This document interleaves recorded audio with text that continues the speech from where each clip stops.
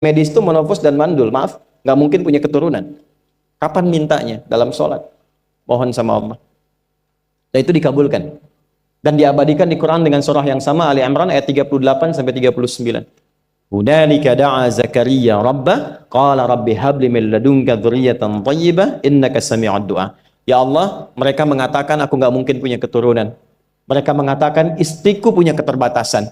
Maka aku memohon kepadamu yang tidak punya batas dalam pemberian. Engkau yang maha mendengar. Kalau kepada yang maha mendengar doa saya tidak dikabulkan, mohon tunjukkan kepadaku lewat sholat ini ya Allah, dengan cara apa lagi dan kepada siapa aku mesti memohon. Itu nggak nunggu lama, permohonan selesai turun jawaban ayat 39-nya. Fanadathul malaikatu wa huwa qa'imun yusalli fil mihrab.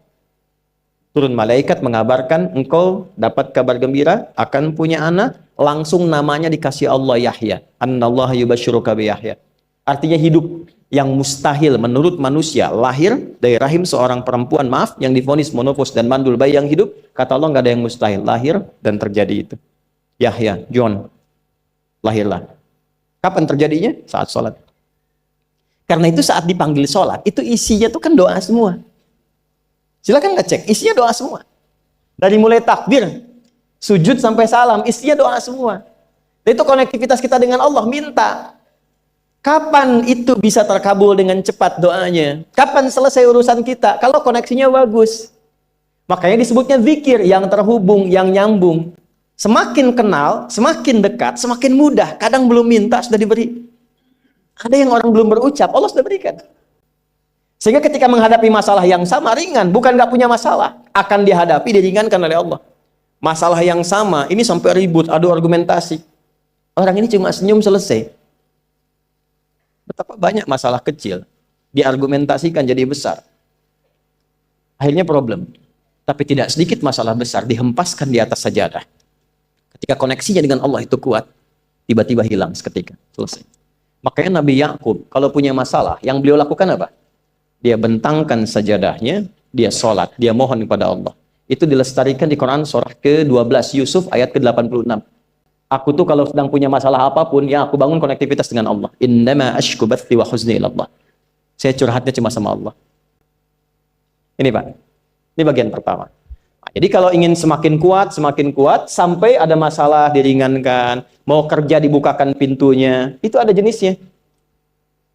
Yang pokok ada 5 waktu, 17 rakaat. Yang detil itu ada pada sunnahnya. Dan itu hebatnya dalam Islam. Dijelaskan caranya, disebutkan tujuannya, dan diterangkan hikmahnya. Contoh. Kita sekarang jam berapa? Jam 9.20. Di waktu saat ini ada waktu sholat disebut dengan sholat duha. Duha itu dibagi 3. Ada awal duha, penguat zikir, pengganti seluruh bagian zikir di tubuh kita, yang disebut dengan syuruk. Itu kurang lebih jaraknya 1 jam setelah subuh. Jadi kalau tadi 4.45, ya 5.45 menjelang jam 6 itu masuk syuruk. Setelah itu masuk ke jam 8 sampai ke kurang jam 10 itu pertengahan duha. Pertengahan duha. Apa fungsinya? Di antaranya mempermudah rizki. Di antaranya. Bilangannya berapa? 2 sampai 4 rakaat bisa dikerjakan. Ya, dan harapannya apa? Bukan pada rizkinya. Ya, jadi jangan sampai motifnya cuma sekedar keduniawi, kurang tepat. Kenalkan kepada Allah, nanti biarkan janji yang disampaikan oleh lisan Rasulullah itu terjadi. Ya, jangan pada rizkinya, ini terbatas, cuma sampai situ. Tapi kalau kita minta sama Allah, dikasih jalannya itu dari sisi yang tidak kita duga. Anda berhitung, Allah kasih hitungan. Anda tak berhitung, Allah kasih apa yang tidak pernah Anda hitung sebelumnya. Itu poinnya.